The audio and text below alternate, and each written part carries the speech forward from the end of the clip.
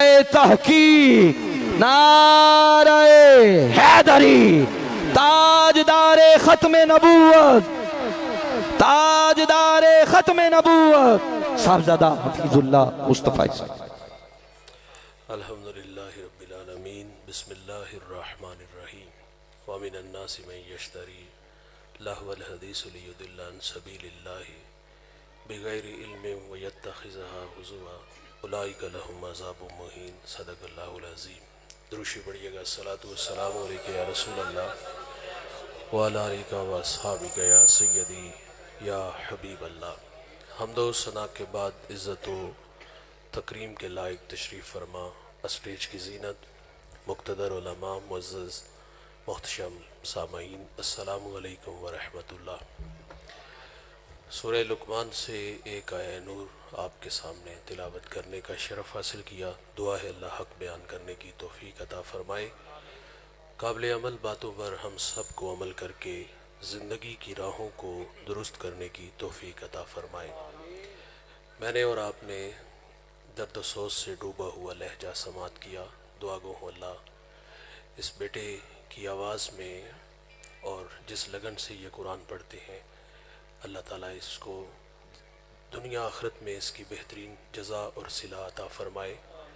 یقیناً ماں باپ مبارکباد کے مستحق بھی ہیں، یہ ان کی محنت کا صلہ کہ آج یہ بیٹا پوری دنیا میں جانا جاتا ہے۔ اللہ تعالیٰ ہم سب کو قرآن مجید سے جڑ جانے کی توفیق عطا فرمائے، قرآن کی نوکری میں زندگی اور اسی نوکری میں اللہ ہمیں موت نصیب فرمائے۔ ارشاد باری تعالیٰ ہے، کئی لوگ ایسے ہیں جو مقصد حیات سے غافل کرنے والی باتوں کا بیپار کرتے ہیں تاکہ لوگ بھٹکتے رہیں خدا کی راہ سے بے خبر ہو کر اور اس کا مذاق اڑاتے رہیں۔ اولئک لہم عذاب مہین، فرمایا ایسے لوگوں کے لیے رسوا کرنے والا عذاب ہے۔ علامہ علوسی اور دیگر مفسرین اس آیہ مبارکہ کا شان نزول بیان کرتے ہیں۔ مکہ کا ایک متمول شخص جس کا نام نضر بن حارث ہے، یہ آیہ مبارکہ اس کے حق میں نازل ہوئی ہے۔ اصل معاملہ یہ تھا کہ حضور کی جلوہ گری سے پہلے یہ جہاں جہاں نہیں تھا۔ وہ کیا سید سلیم گیلانی نے کہا تھا کہ زیست یخ بستہ تھی تاریک نہا خانوں میں، ایک کرن پھوٹی اجالا ہوا ایوانوں میں، زہر آلود فضائیں تھی نمو سے یاری، آپ آئے تو بہار آ گئی ویرانوں میں۔ کس نے اللہ سے ٹوٹا ہوا رشتہ جوڑا، ان سا محسن نہ فرشتوں میں نہ انسانوں میں۔ پوری دنیا میں اندھیرے تھے، آقا تشریف لائے اور مکہ کے گٹا ٹوپ اندھیروں میں توحید کا چراغ جلایا۔ پھر اتنے اجالے انوار اترے کہ جو لوگ در در پہ دھکے کھا رہے تھے، آقا کی صدائے دل نواز نے انہیں کھینچ کے ایک خدا کے آگے جھکنا سکھا دیا۔ میرے نبی صلی اللہ علیہ وسلم کار نبوت کی ذمہ داریاں سر انجام دینے کے لیے میدان عمل میں ہیں۔ قولوا لا الہ الا اللہ تفلحوا کی صدا جزیرہ عرب میں گونج اٹھی تو جس شخص کو سب سے پہلے ایمان نصیب ہوا، ایمان لانے میں جس نے سبقت اختیار کی، سنیے گا، وہ اس امت کا پہلا صوفی بھی ہے، صحابی بھی ہے، وہ راست رو بھی ہے، وہ راست گو بھی ہے، وہ معاملات دنیا کو سلجھانے کا ڈھب اور سلیقہ بھی جانتا ہے۔ میرے نبی نے اس جوان کی تعریف کی، فرمایا میں نے جس کو بھی دین دیا اس نے تعامل سے تردد سے کام لیا، لیکن فرمایا ابو بکر وہ جوان ہے، میں نے دین دیا اس نے جھولی میں ڈال لیا۔ حضور کی محنت سے فرد واحد سے لوگ ایمان لانے لگے، اسلام نشو و نما پانے لگا۔ اسلام مخالف جو تھے وہ باہم جڑ بیٹھے اور انہوں نے معاذ اللہ کہا کہ ہم بانی اسلام کو صفحہ ہستی سے مٹا دیں گے، اس شمع کے گرد جو مٹھی بھر پروانے ہیں ہم انہیں خاک میں ملا دیں گے۔ لیکن وہ کیا کسی نے خوب کہا کہ فانوس بن کے جس کی حفاظت ہوا کرے، وہ شمع کیا بجھے جسے روشن خدا کرے، اور جدا ذکر خدا بلند کرے کیڑا جمع اس نو بند کرے، او دے ذکر دا محافظ آپ خدا پڑھو لا الہ محمد رسول اللہ۔ ہزارہا مخالفتوں کے باوجود اسلام پھیلا، اسلام نشو و نما پاتا رہا۔ میں نے جس شخص کا نام لیا نضر بن حارث، جس کے حق میں یہ آیہ مبارکہ نازل ہوئی، یہ تاجر تھا، ملک شام ایران تجارت کے لیے اس کا آنا جانا تھا۔ اس نے وہاں سے رستم و اسفندیار کی جنگی قصے کہانیاں خریدی، مکہ آیا، لوگوں کو جمع کیا اور کہتا ہے کہ تمہیں محمد صلی اللہ علیہ وسلم عاد و سمود کی کہانیاں سناتے ہیں، میرے پاس آؤ، میں تمہیں اجمیوں کی کہانیاں سناؤں گا۔ یہ اس کی چال تھی، یہ لوگوں کو جمع کرتا اور جمع کر کے قصے کہانیاں سناتا۔ اور ایک اور بھی چال تھی اس کے پاس حسن کی پری پیکر باندیاں تھیں جن کا ناچ گانا لوگوں کو دکھاتا سناتا۔ تو اس کی محنت سے کچھ کچے ایمان والے لوگ مرتد بھی ہوئے تھے۔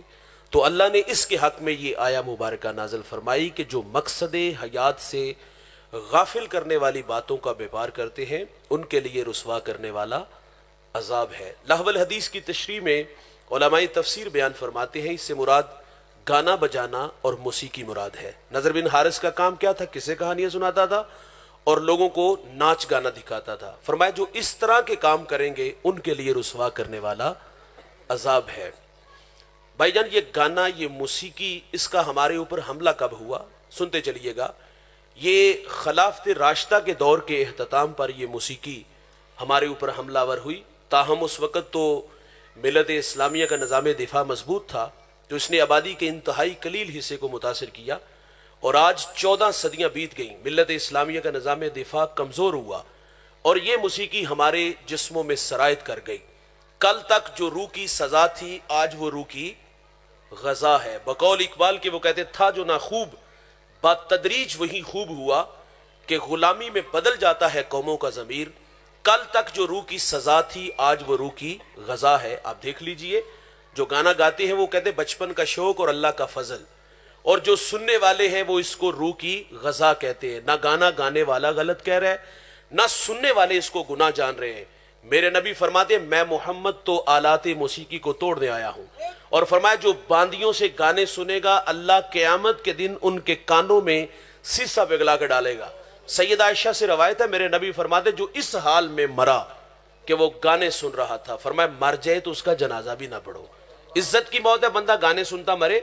ہمارے گجرانوالہ ایک قاری قرآن تھے، قاری عبداللطیف جلالی رحمۃ اللہ علیہ، اللہ ان کی قبر پہ کروڑوں رحمتوں کا نزول فرمائے۔ آج سے تقریباً 1.5 اشرہ پہلے کی کہانی ہے۔ یکم رمضان ہے، نماز فجر کا وقت ہے، پہلی رکعت کا پہلا سجدہ ہے، پیشانی اللہ کے حضور جھکی ہے، سبحان ربی الاعلیٰ کے نغمے ہیں۔ اللہ نے فرشتے کو بھیج دیا، فرشتہ روح کفس انصری سے کھینچ کے لے گیا۔ اس حافظ نے، قاری نے، دائی اجل کو لبیک حالت سجدہ میں کہا، قیامت کے دن جب اٹھے گا تو اس کے لبوں پر سبحان ربی الاعلیٰ کے نغمے ہوں گے۔ او بھائی جیو شان سے، مرو ایمان سے، یہ کوئی موت ہے یار بندہ گانے سنتا مرے؟ فرمایا جو اس حال میں مرا وہ گانے سن رہا تھا، فرمایا مر جائے تو اس کا جنازہ بھی نہ پڑھو۔ امام منذری الترغیب والترہیب میں ایک روایت لائے ہیں، یہ 6 صدی کے محدث ہیں، حدیث کی معتبر کتاب ہے۔ میرے نبی فرماتے 2 آوازیں قابل لعنت آوازیں ہیں، ایک فرمایا خوشی کے وقت گانا اور دوسرا فرمایا غم کے وقت بین کی آواز۔ یہ دنیا اور آخرت میں قابل لعنت آوازیں ہیں۔ دیکھیں اسلام خوشی سے منع نہیں کرتا، اسلام کہتا ہے نعمت ملے چرچا کرو، نعمت کے حصول پر منہ بسورنا یہ نعمت کی بے قدری کہلاتا ہے۔ اور یہ بات بھی پیش نظر رکھیے گا کہ اسلام غیرت مند دین ہے، وہ اپنے ماننے والوں کو بےہودگی کا درس نہیں دیتا۔ اسلام کہتا ہے میرے ہو تو میرے ہی بن کے رہو، آدھا تیتر آدھا بٹیر، یہ اسلام کا مزاج نہیں۔ اسلام کہتا ہے میرے ہو تو میرے ہی بن کے رہو۔ میں نے عرض کیا کہ اسلام خوشی سے منع نہیں کرتا۔ میں مثال سے عرض کروں گا، شادی ہوئی، شادی کے بعد آرزوؤں کا ایک جہان ہوتا ہے۔ شادی کے فوراً بعد جو دل میں سب سے پہلی خواہش پیدا ہوتی ہے وہ کون سی ہوتی ہے؟ اللہ ہمیں اولاد سے نوازے، اولاد آنکھوں کی ٹھنڈک، اولاد من کا قرار۔ اولاد کو اسائے پیری کہتے بھائی، بڑھاپے کا سہارا کہتے۔ یار اللہ کسی کو امتحان میں ڈال دے، 10-20 سال اولاد ہی نہ ہو، اور آپ بے اولاد حضرات سے ملتے ہیں اور ملاقات کے بعد جو اولاد کی کمیاں ان کے چہروں پر، ان کے لہجوں میں ہوتی ہیں، ہم لفظوں میں بیان نہیں کر سکتے۔ اولاد دولت بڑی ہے۔ میں ٹوبہ ٹیک سنگھ ایک جگہ حاضر ہوا، میرا جو میزبان تھا اس نے مجھے دعا کی درخواست کی، بے اولاد تھا، میں نے دعا کر دی، لیکن تڑپا دینے والی کہانی سنیے گا۔ وہ کہتا ہے ہم 6 بہن بھائی ہیں، 5 بھائی 1 بہن، ہم سب شادی شدہ ہیں لیکن ہم سب بے اولاد ہیں۔ اللہ کی مرضی ہے نا بھائی، اللہ کسی کو امتحان میں ڈال دے، کسی کے ہاں 10 سال 20 سال اولاد ہی نہ ہو، اور بے اولاد حضرات مسجد میں آ کے مولانا صاحب سے گزارش کرتے میرے لیے دعا کرنا۔ شیخ کے پاس آئے تو حضرت سے کہا میرے لیے دعا کرنا۔ حجاج کے قافلے چلے تو حاجیوں سے کہا کہ حاجی صاحب جہاں اللہ کے گھر میں جا کے اپنے لیے تو میرے لیے بھی دعا کرنا۔ کہ اللہ مجھے اولاد کی دولت سے نوازے. بھائی جان کسی کے ہاں 20 سال بعد بیٹا ہو، یار آنکھیں بوڑھی ہوگی انتظار کرتے کرتے، اللہ نے پتر دیا ہے تو اسلام کیا کہتا ہے؟ خوشی کا اظہار کرو. اسلام خوشی سے منع. بندہ منہ بسور کے بیٹھ جائے تو ہم کیا کہیں گے کہ اس کو نعمت کی قدر نہیں؟ او بھائی بیٹا ملا ہے تو چرچا کرو. اچھا اللہ نے ہمیں بیٹا دیا تو کیا سجدہ شکر ادا کیا؟ معذرت سے کہوں گا مزاج نہیں ہے. اللہ نے بیٹا دیا تو کیا ہم نے اپنی خوشیوں کو دوبالا کرنے کے لیے سونے محمد کا ذکر کیا؟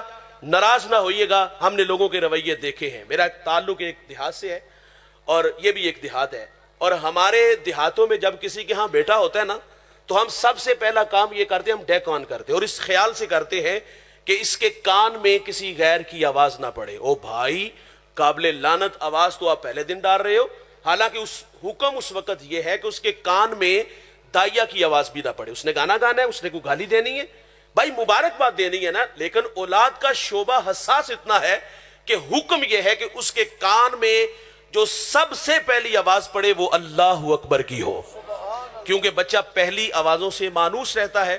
ہمارے ہاں بچہ آیا تو ہم نے کیا کیا؟ گانا چلایا جو قابل لعنت آواز تھی. سید اعلیٰ حضرت نے لکھا ہے کہ جب بچہ بولنے لگے نا، میں بات کو آگے بڑھاتا ہوں، تو یہ ماں باپ کا حق ہے اس کو اللہ اللہ سکھائیں.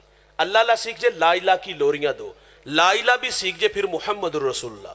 اس کے بعد آپ نے ماما سکھانا ہے، پاپا سکھانا ہے، ڈیڈی سکھانا ہے. یہ باتیں ساری بات کی ہیں. تو مجھے بتائیے گا بیٹا آیا تو کیا کیا؟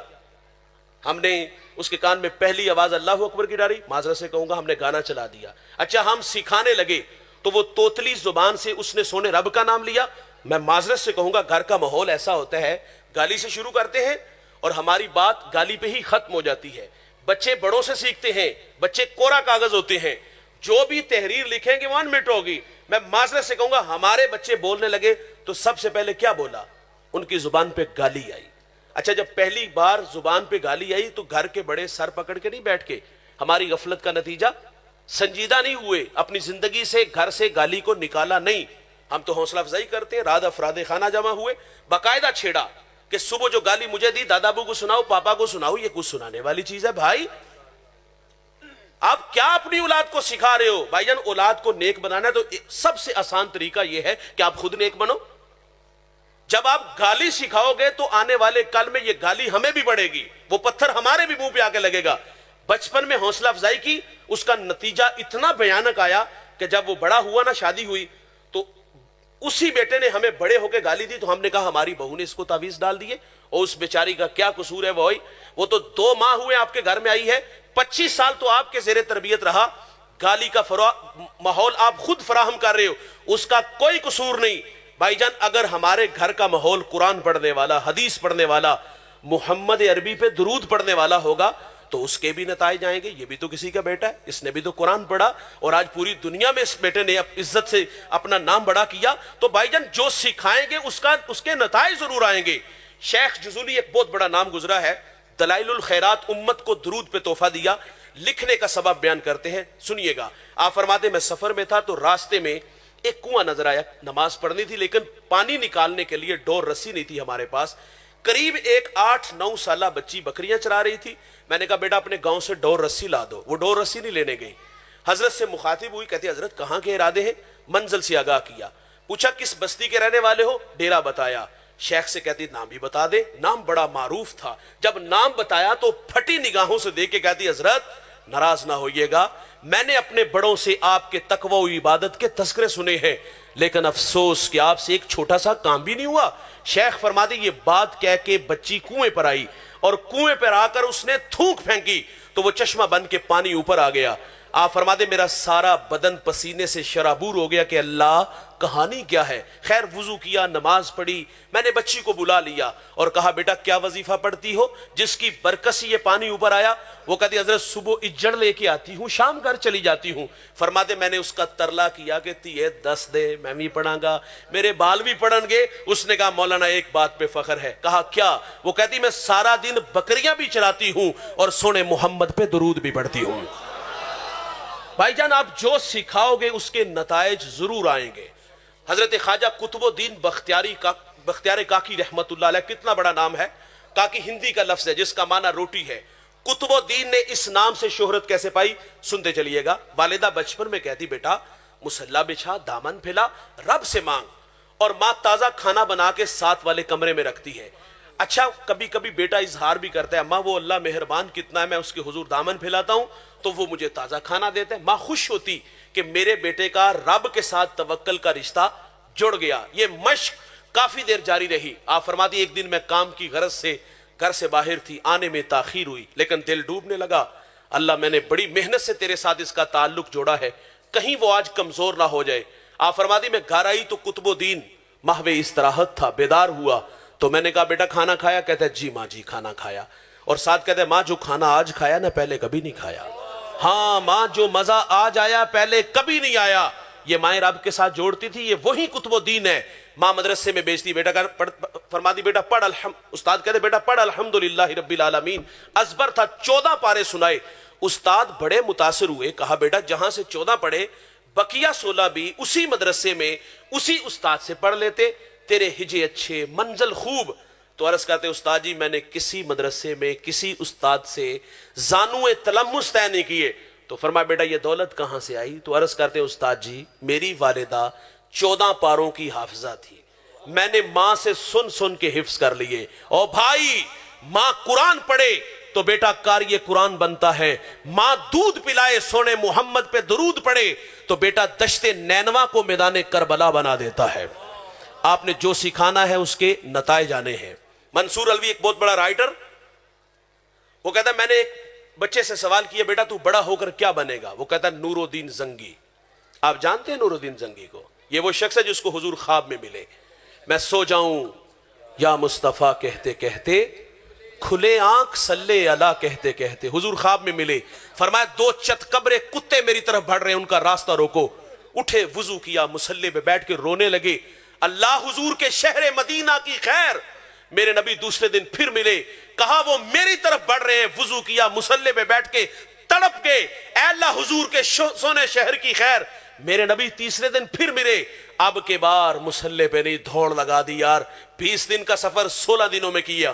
اور وہ شکلیں جو میرے رسول نے خواب میں دکھائی تھی نا, انہیں ڈھونڈا اور ڈھونڈ کے ان کے ٹکڑے ٹکڑے کیے, آنکھ میں جلایا, پھر مدینے کی گلیوں میں چیخے مار مار کے روتا ہے. اور کیا کہتا ہے بندہ نواز یہ میرا اعزاز کہ اس بری کائنات میں آپ نے میرا انتخاب کیا. کہا تو نور الدین زنگی بنے گا؟ کہا ہاں نور الدین زنگی بنوں گا. کہا شوق کیسے پیدا ہوا؟ تو وہ کہتا ہے ماں کہتی ہے اگر تو نور الدین زنگی بنے گا نا تو خواب میں رسول اللہ تمہیں اپنی زیارت سے مشرف فرمائیں گے, آپ نے جو سکھانا ہے وہ نتائج آئیں گے. میں نے عرض کیا بھائی اسلام خوشی سے منع نہیں کرتا, اسلام کہتا ہے نعمت ملے چرچا کرو. اللہ نے پتر دیا تو گانا چلا دیا یار. اچھا بات آگے بڑھاتے ہیں. یہ بیٹا 8 دن کا ہوا تو ہمارے دیہاتوں میں ہم ہجڑے لے آتے ہیں, یا آ جاتے ہیں یا لے آتے ہیں, اور پھر ان پر ہزاروں نہیں لاکھوں نوٹ نچھاور ہوتے ہیں. اختلاف اس بات سے نہیں کہ آپ پیسے کیوں لٹا رہے ہو, اختلاف اس بات پہ ہے کہ ہجڑوں پہ کیوں یار.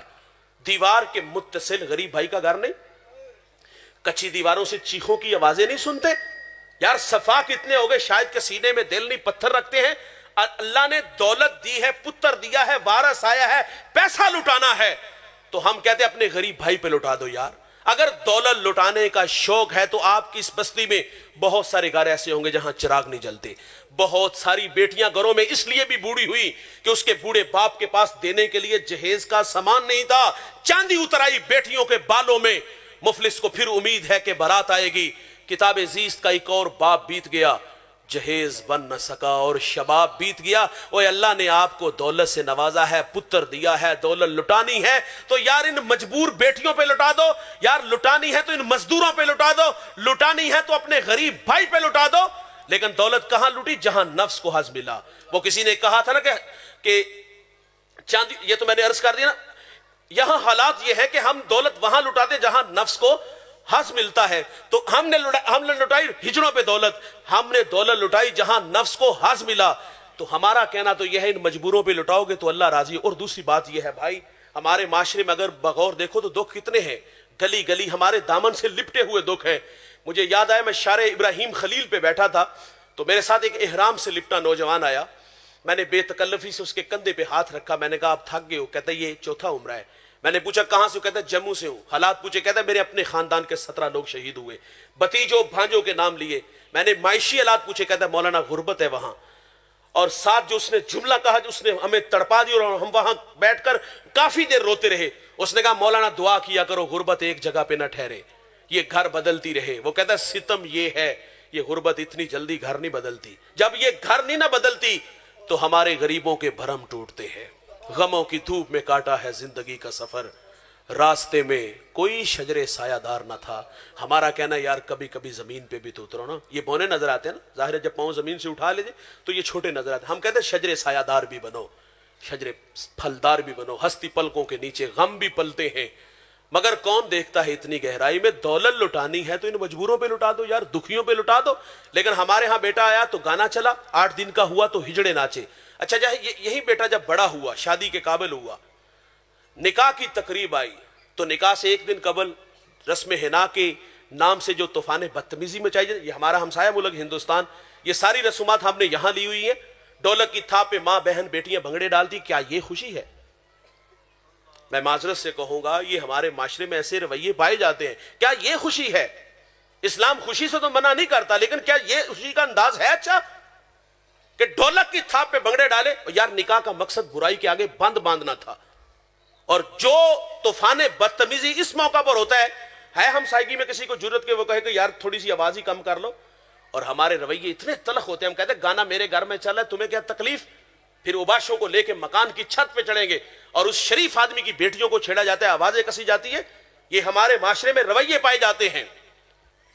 تو بھائی جان اسلام خوشی سے. اور پھر سنیے گا, حضور نے فرمایا برکت والا نکاح وہ ہوتا ہے جس میں خرچ کم ہو.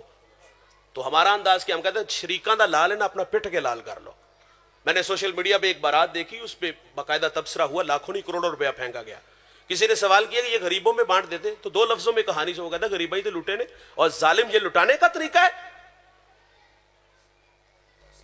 اگر تُنے دولت لٹانی ہے, خوشی کا موقع ہے, پیسہ لٹانا ہے, دو اپنے بیٹے کو, اور وہ رات کی تاریکی میں نشان لگاؤ اس بستی میں کتنے گھر جہاں چراغ نہیں جلتے. اگر دولت لٹانی تو ان غریبوں کے گھر میں دے آؤ, عرش کا رحمان بھی راضی ہوگا. لیکن ہم نے دولت وہاں جیت جہاں نفس کو حظ ملتا ہے. تو خیر میں نے عرض کیا کہ اسلام خوشی سے منع نہیں کرتا. 2 آوازیں قابل لعنت آوازیں ہیں, خوشی کے وقت گانا اور غم کے وقت بین کی آواز. میرے نبی فرماتے میری امت پہ ایک ایسا زمانہ آئے گا, لوگ ریشم, زنا اور گانے بجانے کے آلات کو حلال قرار دیں گے. فرمایا ایسا بھی زمانہ آئے گا, لوگ شرابیں پئیں گے, نام بدل دیں گے, موسیقی دھن ہوگی. تو پھر کیا ہوگا؟ اللہ ناراض ہو جائے گا اس قوم کے بیٹوں سے. اور ناراضگی کا اظہار کیسے ہوگا؟ اللہ انہیں کھینچ کے زمین میں لے جائے گا. 2005 کا جھٹکا آپ کو یاد ہوگا, مانسیرا سے ضلع باغ تک یہ جھٹکا اتنا زوردار تھا کہ 1 لاکھ انسانوں کی ہڈیاں ٹوٹ گئی, سہاگ اجڑے, ارمان کچلے. سخاوت کے دیوتا لوگوں نے دیکھا ہاتھوں میں کشکول لیے وہ بھیک مانگ رہے تھے. کہانی بہت پرانی نہیں بھائی, 15-20 سال پہلے کی کہانی سنا رہا ہوں. اس ایک جھٹکے نے ہمارا اتنا بڑا نقصان کیا. اچھا جب یہ جھٹکا لگا تھا نا تو خیال تھا کہ اب پیشانیوں میں سجدوں کا نور ہوگا, آنکھوں پر حیا کے پہرے ہوں گے, کانوں میں قرآن کے نغمے ہوں گے, لبوں پر سونے محمد کے ترانے ہوں گے. یہ خیال تھا کہ اب مسجدیں کھچا کھچ بھری ہوں گی. لیکن ستم پتہ کیا ہوا؟ جب ہم نماز کے لیے آئے تو 1.5 صف نظر آئی.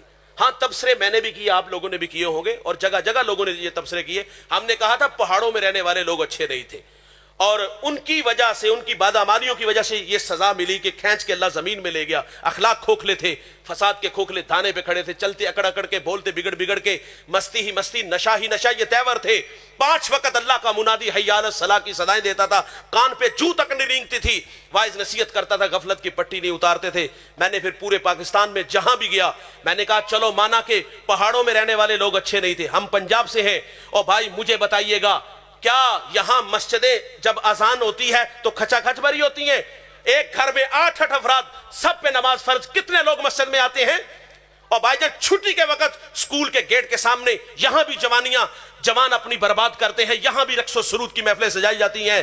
میں معذرت سے کہوں گا اگر رویے ان کے اچھے نہیں تھے تو بغور دیکھے تو حاجی ثناء اللہ ہم بھی نہیں. یہ جزوی عذاب اس لیے آتے ہیں, یہ سنبھلنے کا موقع دیا جاتا ہے. اگر عذاب کا کوڑا یہاں برسا تو یہ دوڑتی گاڑیاں, یہ فلک بوس عمارتیں, یہ بنگلے, یہ پلازے, اللہ ایک ہی جھٹکے میں کھینچ کے زمین میں لے جائے گا.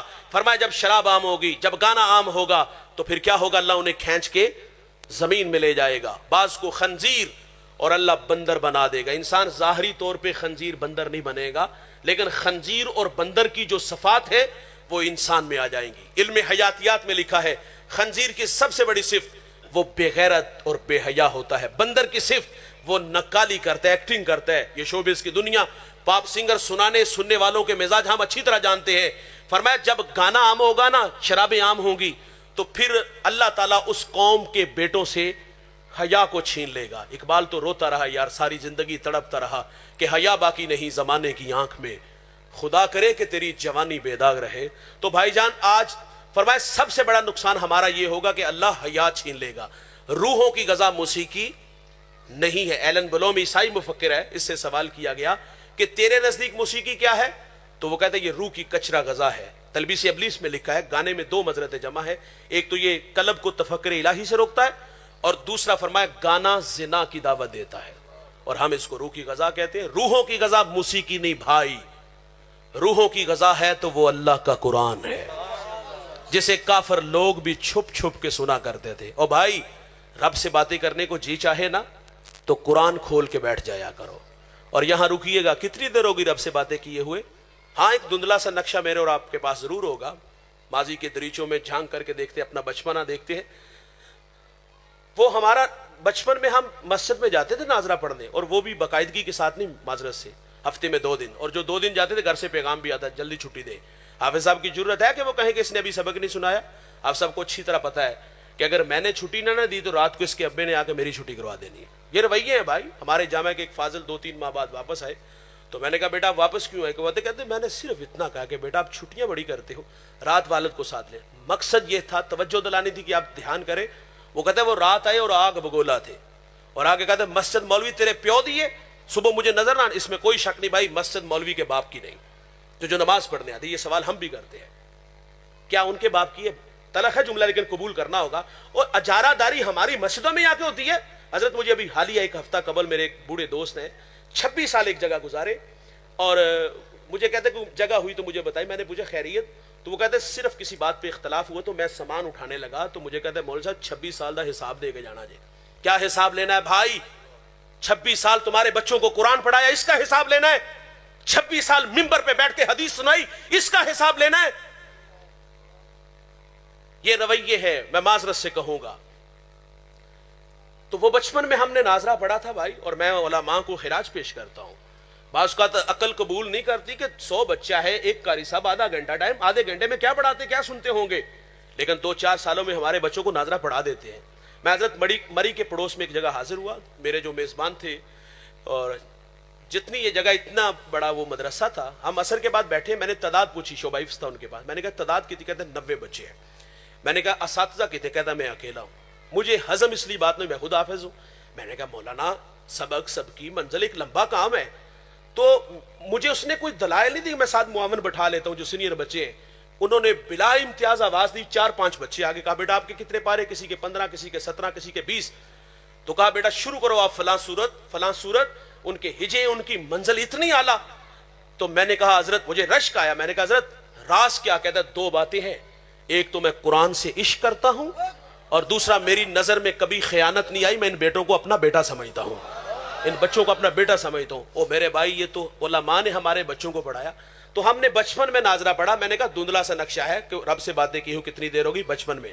اچھا جب ہم بڑے ہوئے، کمانے کے قابل ہوئے، ہم نے گھر بنایا، فیکٹری بنائی، کارخانہ بنایا، دکان بنائی، بطور برکت دوبارہ رابطہ ہوا، دوبارہ اس کتاب سے اب تو جیب میں پیسہ ہے نا، اور ہم سمجھتے کہ پیسہ ہے تو ہم بچوں کو خرید لائیں گے، اور ایسا ہوتا بھی ہے۔ مجھے اچھی طرح یاد ہے، میں 1997 میں قبلہ کے پاس آیا، وہ قسم پرسی کا دور تھا، تو ایک صاحب آئے، کہا میں نے بچوں کو فیکٹری لے جانا، فرمایا میں نہیں بھیجتا۔ اس نے کہا میں یہاں چندہ دیتا ہوں، فرمایا جتنے دیے گن کے لے لیں، بچوں کو نہیں بھیجوں گا۔ بھائی جان سیدھی سی بات ہے، جب ظاہر مدارس میں زیادہ تر آنے والے بچے متوسط طبقے سے ہوتے ہیں، اور جب یہ فیکٹریوں میں اور جا کے ختموں میں پڑھیں گے نا، وہاں کلف لگے کپڑے، تو مروب ہوں گے ان سے، ان کے لباس سے مروب ہوں گے، تو یہ کیا یہاں بیٹھ کے دین سکھائیں گے؟ شاہین بناؤ اور توکل اللہ پہ رکھو۔ جب اللہ پہ توکل ہو، آج رضا ثاقب مصطفی صاحب کا نام پوری دنیا میں گونجتا ہے، اور اللہ نے وسائل بھی دیے، افراد بھی دیے، اور اس وقت جو مدارس دینیاں پورے پاکستان میں انہوں نے کھڑے کیے، یہ ایک بہت بڑا کام۔ لیکن یہ توکل ان کا اس وقت بھی تھا جب مٹھی پہ انگلیوں کے پوروں پہ گنے جانے والے لوگ تھے۔ لیکن میں نے عرض کیا بھائی وہ بچپن میں رابطہ ہوا، ناظرہ پڑھا، بڑے ہوئے تو وہاں خود نہ پڑھا فیکٹری کارخانے میں، وہ بھی ہم نے مدرسے سے بچوں کو لا کے وہاں پڑھایا۔ کیا یہ ہے ہمارا اس کتاب سے تعلق؟ آؤ بھائی اس کتاب سے جڑ جاؤ، یہ کتاب ہدایت ہے، یہ کتاب انقلاب ہے، آؤ اس کے ساتھ میں اور آپ جڑ جاؤ، روزانہ پڑھا کرو، سمجھ کے پڑھا کرو، عمل کے جذبوں سے پڑھا کرو، اور اس کا آگے ابلاغ بھی کیا کرو۔ میرے نبی نے حجۃ الوداع کے خطبہ میں اپنی امت کو تعلیم دی تھی، 2 چیزوں سے وابستہ رہنا، گمراہ نہیں ہوگے، چشمے اقوام عالم کے اندر رسوا نہیں ہوگے۔ مسلم امہ کو کیا پیغام دیا؟ فرمایا میری اطرت سے پیار کرنا، اور دوسرا فرمایا قرآن مجید سے محبت کرنا۔ اور آج دیکھ لیں اس کتاب سے ہمارا تعلق، پوری دنیا میں ہماری رسوائی کا جو سبب ہے نا میرے بھائی، اس کتاب سے تعلق کمزور کرنے کی وجہ سے۔ اقبال شکوہ جواب شکوہ میں کہتا ہے تیرے کعبے کو جبینوں سے بسایا ہم نے، نوع انسانی کو غلامی سے چھڑایا ہم نے، صفحہ دہر سے باطل کو مٹایا ہم نے، تیرے قرآن کو سینوں سے لگایا ہم نے، پھر بھی ہم سے گلا ہے، ہم وفادار نہیں، ہم وفادار نہیں، تو بھی تو دلدار نہیں۔ تو جواب سنیے کیا ہے، سیگا بدلا یہاں بس، یا کہا میرے کعبے کو جبینوں سے بسایا کس نے، نوع انسانی کو غلامی سے چھڑایا کس نے، صفحہ دہر سے باطل کو مٹایا کس نے، میرے قرآن کو سینوں سے لگایا کس نے، تھے وہ آبا تمہارے مگر تم کیا ہو، ہاتھ پہ ہاتھ درے منتظر فردا ہو۔ اور اقبال کہتے ہیں وہ معزز تھے زمانے میں مسلمان ہو کر، ہم خار ہوئے تارک قرآن ہو کر۔ پوری دنیا میں ہماری ذلت کا سبب یہی ہے بھائی، ہم نے اس کتاب سے اپنا تعلق کمزور کیا۔ جڑ جائیے گا بھائی۔ ہمارے ایک دوست ہیں، بوڑھے ہو گئے، جوانی کی کہانی سناتے ہیں، وہ کہتے ہیں میں پنڈی سے گجراوالا آنا تھا، وہ گاڑی فیصل آباد کی طرف جا رہی تھی، اتفاق سے جگہ ڈرائیور کے ساتھ ملی، پیشانی میں سعادت کا نور نظر آیا، لب حرکت میں تھے، میرا جی چاہا کہ اس وظیفے میں میں ساتھ شامل ہو جاؤں۔ میں نے کہا بھائی کیا وظیفہ پڑھ رہے ہو؟ اس نے کہا خیریت۔ کہا بتا دو بھائی۔ اس نے کہا میں پنڈی سے چلتا ہوں فیصل آباد پہنچتا ہوں، حافظ قرآن تھا، وہ کہتا ہے پنڈی سے چلتا ہوں فیصل آباد پہنچتا ہوں تو 15 پارے تلاوت کرتا ہوں، اور جب فیصل آباد سے واپس پنڈی آتا ہوں تو بقیہ 15 پارے پڑھتا ہوں۔ یہ ہے روحوں کی غذا، اسے پڑھا کرو یار۔ آخری بات گفتگو سمیٹ لیتا ہوں اور یہ بات دل میں اتر جائے گی انشاءاللہ۔ ابو حذیفہ، یہ قرآن پڑھنے والوں کا اعزاز ہے، قرآن سے محبت کرنے والوں کو عزت کیسے ملتی ہے سنیے گا۔ ابو حذیفہ یہ مدینے کا یہودی تاجر، شام جاتا ہے، وہاں سے تجارتی سامان خریدتا ہے اور مدینے کی منڈی میں لا کے فروخت کرتا ہے۔ ایک دفعہ اس نے بہت سارا تجارتی سامان خریدا اور ساتھ ایک غلام خرید لیا، اس غرض سے کہ یہ سامان اٹھانے میں میری مدد کرے گا۔ جسے خریدا اس کا نام سالم، دکھنے میں خوبصورت نہیں تھا، دبلا پتلا تھا، 12-13 سال اس کی عمر ہے۔ خرید لایا، سامان 2 دن میں بک گیا، سالم کی طرف کسی نے نظر التفات نہ کی۔ ظاہر ہے جب ہم خرید و فروخت کرتے ہیں نفع نقصان پہلے دیکھتے ہیں، اس کو خرید کے مجھے کیا ملے گا۔ بھائی جان 3 دن اس نے دھوپ میں کھڑا کر دیا۔ عرب کی گرمی پوری دنیا میں مشہور ہے، تڑپا دینے والی، جلسا دینے والی، کسی نے بھی نظر اٹھا کے نہ دیکھا۔ تثبیتہ نامی خاتون رحم دل تھی، اس نے خرید لیا۔ اس کی رحم دلی کے چرچے مدینے کی گلیوں میں ہونے لگے۔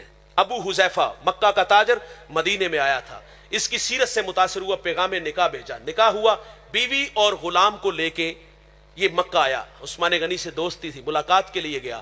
حضرت عثمان غنی حضور کے غلام بن چکے تھے، دعوت دین دی، مشرب اسلام ہوئے، خود بھی بیوی بھی غلام بھی ایمان لے آئے، غلام کو آزاد کر دیا گیا۔ اب زیادہ وقت ان کا حضور کے قدموں میں گزرتا ہے، قرآن کی آیت اترتی ہے، سیکھنے چلے جاتے ہیں۔ سنو یار، اللہ نے سالم کو لہجہ بڑا عطا فرمایا تھا۔ ایک دن قرآن پڑھ رہے تھے تو میرے نبی مسکرا رہے تھے۔ سالم قرآن پڑھتے ہیں، میرے نبی کہتے ہیں اللہ تیرا شکر ہے کہ تو نے سالم جیسے قاری قرآن میری امت میں پیدا فرمائے۔ حوصلہ افزائی یہ انسانی فطرت ہے یار۔ میرے نبی مسجد جو ہے مدینہ تو رسول، آپ ایک گلی سے گزرے تو ایک گھر سے قرآن پڑھنے کی آواز ہے، معروف نام ہے حضرت ابو موسیٰ اشعری، وہ قرآن پڑھنے رہے تھے، حضور وہیں رکے، اما عائشہ بھی ساتھ تھی۔ اگلے دن ملاقات ہی، فرمایا قرآن بڑا اچھا پڑھتے ہو۔ عرض کی حضور آپ سن رہے تھے؟ فرمایا ہاں۔ کہا حضور پتا ہوتا تو اور سبار سبار کے پڑھتا ہے۔ حضرت عاصم یہ مسجد نبوی کے امام اور قرات کا بہت بڑا نام، ان کے منہ سے مشک سے زیادہ خوشبو آتی تھی۔ کسی نے سوال کیا آپ کے منہ سے مشک سے زیادہ خوشبو آتی ہے؟ تو کہا ایک شب سویا حضور خواب میں ملے، فرمایا قریب آؤ۔ کہتے میں حضور کے قریب گیا تو حضور نے میرے لب چوم لیے۔ کہتے جب سے میرے لب رسول اللہ کے لبوں سے لگے ہیں میرے منہ سے مشک سے زیادہ خوشبو آتی ہے۔ اور بھائی قرآن اس شوق سے پڑھا کرو، اور قرآن راتوں کو اٹھ کے پڑھا کرو، اور اٹھ کے پڑھا بھی کرو اور رویا بھی کرو یار۔ اس شوق سے پڑھو کہ جس طرح حضرت عاصم کی خواب میں میرے رسول آئے تو قسمت یاوری کرے حضور ہمارے خواب میں بھی تشریف لے آئے۔ تو بات حضرت سالم کی ہے، حضور فرماتے اللہ تیرا شکر ہے کہ تو نے سالم جیسے قاری قرآن میری امت میں پیدا فرمائے۔ ہجرت کا وقت آیا، صحابہ ہجرت کر کے مدینہ آئے، مسجد قباء تک پہنچے، اذان پڑھی گئی، اقامت کہی گئی۔ مصلی کا امام کون بنا؟ حضرت عمر بھی وہاں موجود تھے۔ کیا آپ مسلح پہ کھڑے ہوئے؟ نہیں میرے بھائی، اور بھی جلیل القدر اصحاب تھے، کیا ان شخصیات میں سے کوئی آگے کھڑا ہوا؟ نہیں میرے دوست، نہ حضرت عمر فاروق کھڑے ہوئے، نہ اور کوئی صحابی کھڑا ہوا۔ حضرت عمر کھڑے ہو کے اعلان ضرور کرتے ہیں، آپ فرماتے ہیں آج مسلح کا امام وہ بنے گا جس کی آواز سن کے میرے رسول راضی ہوتے تھے۔ کہا سالم تم امام بنو گے، ہم مقتدی بن کے تیرے پیچھے کھڑے ہوں گے۔ مدینے کے وہ یہودی جنہوں نے 3 دن سالم کو تڑپتے جلستے دیکھا تھا، آج اتنا بڑا اعزاز دیکھا تو کہا سالم کل تک تو تیری طرف کوئی نظر اٹھا کے نہیں دیکھتا تھا۔ فخر سے کہا جب تک بکے نہ تھے کوئی پوچھتا نہ تھا، تو نے خرید کے انمول کر دیا۔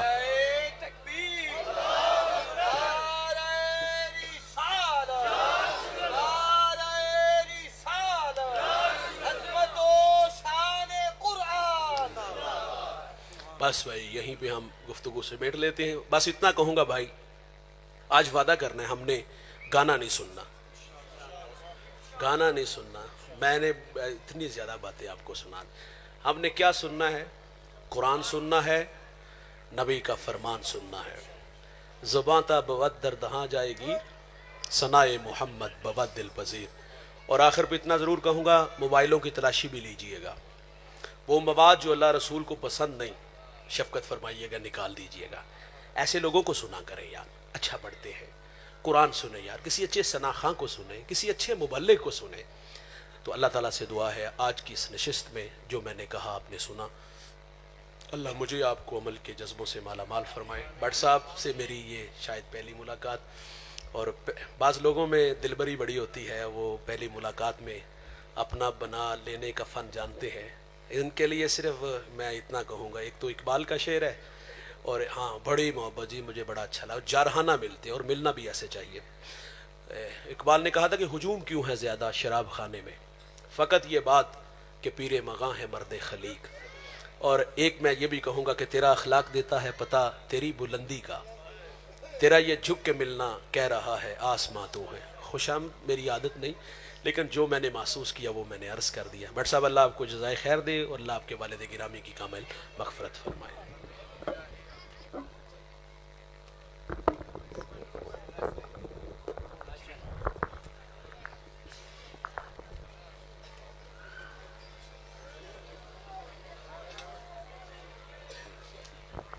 احباب ذی وقار،